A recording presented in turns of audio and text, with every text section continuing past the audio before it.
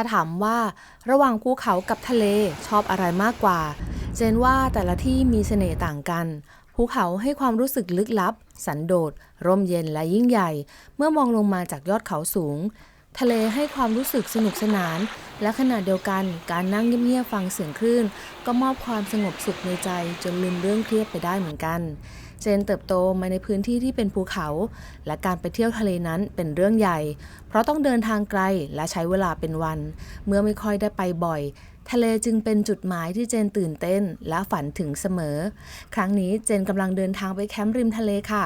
เป็นทริปทะเลแรกของทาโกะจุดหมายคือหาด EOD ชลบุรีและไปต่อที่จังหวัดระยองค่ะทาโกะเก่งมากไม่งอแงเลยเจนขับถึงหาด EOD อย่างปลอดภัยโดยไม่มีปัญหาแต่มาถึงตอนค่ำแล้วทำให้มองไม่ชัดขับรถลงไปในพื้นที่ทรายจนล้อจมค่ะขอบคุณน้ำใจพี่ๆเต็นท์ข้างๆที่มาช่วยกันเข็นรถนะคะขอให้ทุกคนเพลิดเพลินและผ่อนคลายไปกับเสียงคลื่นและบรรยากาศริมทะเลไปกับเจนและทาโกะนะคะ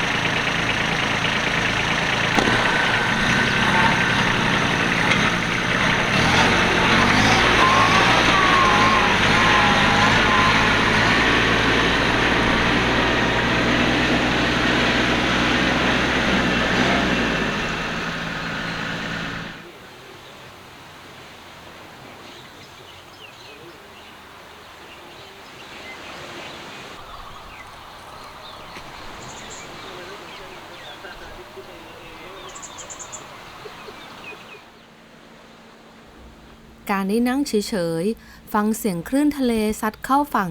ทำไมถึงทำให้จิตใจสงบได้ขนาดนี้นี้ใช่ไหมที่เรียกว่านั่งโง่ๆริมทะเล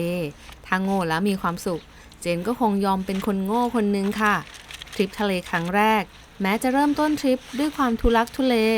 จากการที่ล้อจมทรายแต่มันก็ทำให้เจนได้เห็นถึงน้ำใจของเพื่อนชาวแคมป์และเป็นสีสันของทริปที่เมื่อนึกถึงเมื่อไหร่ก็คงหัวเราะให้กับความเปิ่นของตัวเองเจนเดินทางไปยังจุดหมายต่อไปที่ยังคงเป็นแคมป์ริมทะเลรอติดตามเป็นกำลังใจให้เจนและทาโกะด้วยนะคะเจอกันใหม่ทริปหน้า Camping on Wheels แคมป์ติดล้อ